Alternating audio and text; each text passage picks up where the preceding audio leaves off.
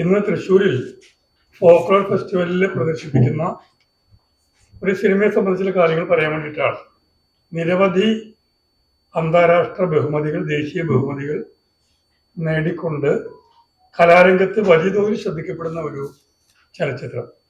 നമ്മുടെ ഇടയിൽ തന്നെയുള്ള ആളുകൾ ആ നിർമ്മിച്ച് ജനകീയമായ ഒരു സ്വഭാവത്തിൽ അടിച്ചാർത്തി എഴുതി ജനതയുടെ ജീവിതത്തെ, കലാരൂപങ്ങളെ അവതരിപ്പിക്കുന്ന ഒരു സിനിമയാണ്. സിനിമാ നിർമ്മാണം വളരെ പ്രതികൂലമായ സാഹചര്യത്തിലാണ് നിർമ്മിക്കുക എന്നൊക്കെ നമുക്കറിയാം.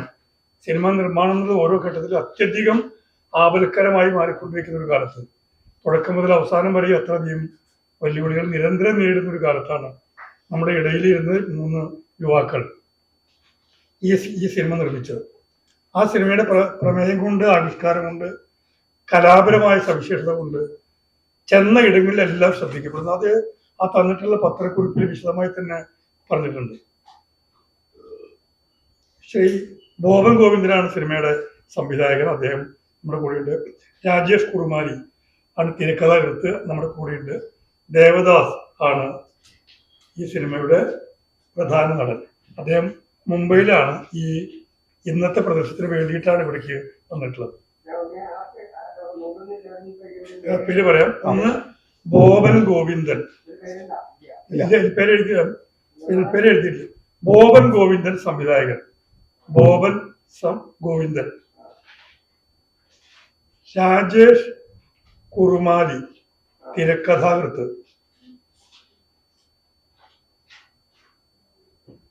ദേവദാസ് ഈ സിനിമയിലെ മുഖ്യ കഥാപാത്രത്തെ അവതരിപ്പിക്കുന്ന നടൻ. ഈ സിനിമ നേടിയിട്ടുള്ള, വളരെ ചുരുങ്ങിയ കാലത്തിനുള്ളിൽ നേടിയിട്ടുള്ള ദേശീയവും അന്തർദേശീയവുമായ ചലച്ചിത്രോത്സവങ്ങളിൽ ലഭിച്ച ബഹുമതികൾ ഒക്കെ ഇതിൽ വിശദമായി തന്നെ പറഞ്ഞിട്ടുണ്ട്. അതിന്റെ തീം എന്താണ് എന്ന് ഞാൻ വളരെ സംക്ഷിപ്തമായി പറഞ്ഞു. ദളിത് ജീവിതത്തെയും ദളിത് കലാരൂപങ്ങളെയും എല്ലാമാണ് അവതരിപ്പിക്കുന്നത്. കൂടുതൽ കാര്യങ്ങൾ സിനിമയുടെ സംവിധായകനും തിരക്കഥാകൃത്തും നടനും ഒക്കെ അവരുടെ നിലയിൽ വിശദീകരിക്കും. ഇത് പ്രാഥമികമായി ഈ കാര്യങ്ങൾ ഒന്ന് അവതരിപ്പിക്കുക, ഇവരൊന്ന് പരിചയപ്പെടുത്തുക എന്നുള്ളതാണ് എൻ്റെ ചുമതല. ഇന്ന് വിമല കോളേജിൽ നടക്കുന്ന ഫോക്ലോർ ഫെസ്റ്റിവലിൽ, ഇന്റർനാഷണൽ ഫോക്ലോർ ഫെസ്റ്റിവലിൽ ഈ സിനിമ പ്രദർശിപ്പിക്കുന്നുണ്ട്.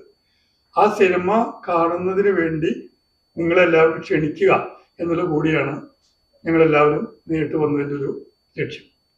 ജമ്മു കാശ്മീരിന്റെ ഔദ്യോഗിക ഫെസ്റ്റിവൽ, കാശ്മീർ വേൾഡ് ഫിലിം ഫെസ്റ്റിവലിൽ മികച്ച ചിത്രത്തിനുള്ള ജൂറി അവാർഡ് ശ്രീനഗറിലെ ടാഗോർ തിയേറ്ററിൽ നടന്ന ചടങ്ങിൽ നിരവധി ദേശീയ അന്തർദേശീയ ചിത്രങ്ങളുമായി മത്സരിച്ചിട്ടാണ് മലവാഴി എന്ന ഈ മലയാളികളുടെ ചിത്രം ഈ നേട്ടം കൈവരിച്ചത്.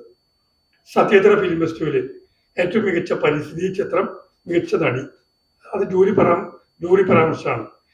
പിന്നെ പറയേണ്ടതില്ലല്ലോ, ഈ മത്സരങ്ങളെല്ലാം, ഈ നേടിയ എല്ലാ നേട്ടങ്ങളും അന്തർദേശീയ നിലവാരത്തിൽ തന്നെ ധാരാളം പുരസ്കാരങ്ങൾ നേടിയ മറ്റ് മികച്ച ചിത്രങ്ങളോട് മത്സരിച്ചുകൊണ്ടാണ് നേടിയത് എന്നുള്ളത് ഏതൊരു മലയാളിക്കും ചലച്ചിത്ര പ്രേമിക്കും അഭിമാനിക്കാൻ, സന്തോഷിക്കാൻ വകയുള്ളതാണ്. കർണാടക സർക്കാരിന്റെ ബാംഗ്ലൂർ ഇന്റർനാഷണൽ ഫിലിം ഫെസ്റ്റിവൽ, ഈ പറയുന്നതെല്ലാം ഒഫീഷ്യലായിട്ടുള്ള സർക്കാരുകൾ നീട്ടി നിർത്തുന്ന ഏറ്റവും മികച്ച ഫിലിം ഫെസ്റ്റിവലാണ്. ആ ഫിലിം ഫെസ്റ്റിവലിൽ ഈ സിനിമയ്ക്ക്, മലവാഴിക്ക് പിന്നെ പ്രവേശനം ലഭിച്ചിട്ടുണ്ട്. Folklore international film festival official selection, Dubai international film ഫെസ്റ്റിവലിൽ മികച്ച ഛായാഗ്രഹണം, മികച്ച നടൻ, മികച്ച നവാഗത സംവിധായകൻ എന്നീ പുരസ്കാരങ്ങൾ നേടിയിട്ടുണ്ട്. നൈജീരിയയിലെ ബെനിൻ സിറ്റിയിൽ നടന്ന ബെനിൻ സിറ്റി ഫിലിം ഫെസ്റ്റിവലിൽ മത്സരിക്കുന്ന ഏക ഇന്ത്യൻ ചിത്രമാണ് മലവാഴി. നേപ്പാൾ ഇന്റർനാഷണൽ സ്ക്രീൻ ഫിലിം ഫെസ്റ്റിവലിൽ ഏക ഇന്ത്യൻ ചിത്രമായി മലവാഴി തിരഞ്ഞെടുക്കപ്പെട്ടു. കാനഡയിലെ ടൊറന്റോ ഇന്റർനാഷണൽ ഫിലിം ഫെസ്റ്റിവലിൽ ടിഫ് മികച്ച സംവിധാനം, മികച്ച ഛായാഗ്രഹൻ, മികച്ച നിർമ്മാതാവ് എന്നീ പുരസ്കാരങ്ങൾ നേടി. ദുബായ് ഇന്റർനാഷണൽ ഫിലിം ഫെസ്റ്റിവലിൽ മികച്ച നടൻ, മികച്ച സംവിധായകൻ, മികച്ച ഛായാഗ്രഹണം എന്നീ പുരസ്കാരങ്ങൾ നേടി. ഭൂട്ടാൻ ഇന്റർനാഷണൽ ഫിലിം ഫെസ്റ്റിവലിൽ മികച്ച സംവിധാനം, മികച്ച രചന, മികച്ച ഛായാഗ്രഹണം എന്നീ പുരസ്കാരങ്ങൾ. USA നടക്കുന്ന ആർക്കിയോളജി ചാനൽ ഇന്റർനാഷണൽ ഫിലിം ഫെസ്റ്റിവലിൽ ഒഫീഷ്യൽ സെലക്ഷൻ ലഭിച്ചിട്ടുണ്ട്. ബോളിവുഡ് ഇന്റർനാഷണൽ ഫിലിം ഫെസ്റ്റിവലിൽ മികച്ച ചിത്രം, മികച്ച സംവിധായകൻ, മികച്ച നടൻ. രാജസ്ഥാനിലെ കോട്ടയിൽ നടക്കുന്ന ചമ്പൽ ഇന്റർനാഷണൽ ഫിലിം ഫെസ്റ്റിവലിൽ പുരസ്കാരം നേടിയിട്ടുണ്ട്.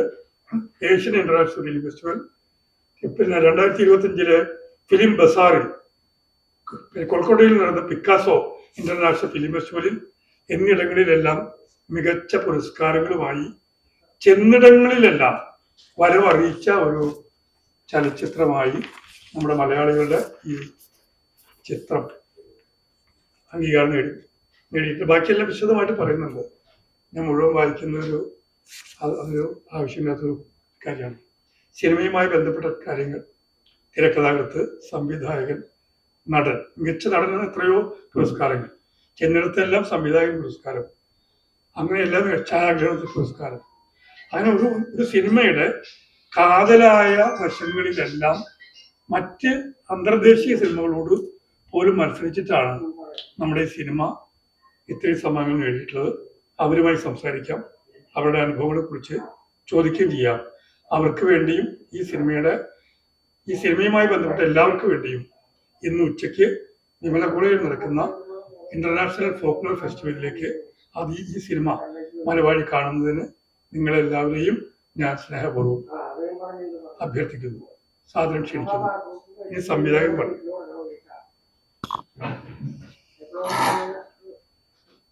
ആദ്യം പറയാനുള്ളത് സാർ പറഞ്ഞ പോലെ പറ്റുന്ന എല്ലാവരും ഇന്ന് ഉച്ചയ്ക്ക് 12:30 ഷോയിൽ സിനിമ കാണുക എന്നുള്ളതാണ്. പിന്നെ പുരസ്കാരങ്ങളെ പറ്റി പറഞ്ഞ്, സിനിമ ഒന്നാമത് കലാപരമായിട്ട്, അതായത് പറയങ്കളി എന്ന് പറയുന്ന ഒരു ആർട്ട് ഫോമിന് കളിച്ച് ജീവിക്കുന്ന ഒരാളുടെ ലൈഫിൽ ഉണ്ടാകുന്ന പ്രശ്നങ്ങളാണ് സിനിമയിലൂടെ പറയുന്നത്. അത് പ്രകൃതിയെ സംരക്ഷിക്കുന്നതും ആചാരങ്ങളെ സംരക്ഷിക്കുന്നതൊക്കെ ആയിട്ടുള്ള ഒരു സബ്ജക്റ്റാണ്. ബാക്കിയുള്ള കാര്യങ്ങൾ ഞാൻ പറയുന്നില്ല. അതുപോലെ തന്നെ സ്ത്രീകൾ അനുഭവിക്കുന്ന ബുദ്ധിമുട്ടുകൾ, കുടുംബങ്ങൾ, അങ്ങനെ പല കാര്യങ്ങളുണ്ട്. പെൺകുട്ടികളുടെ പ്രശ്നങ്ങൾ എല്ലാം പറയുന്നുണ്ട്.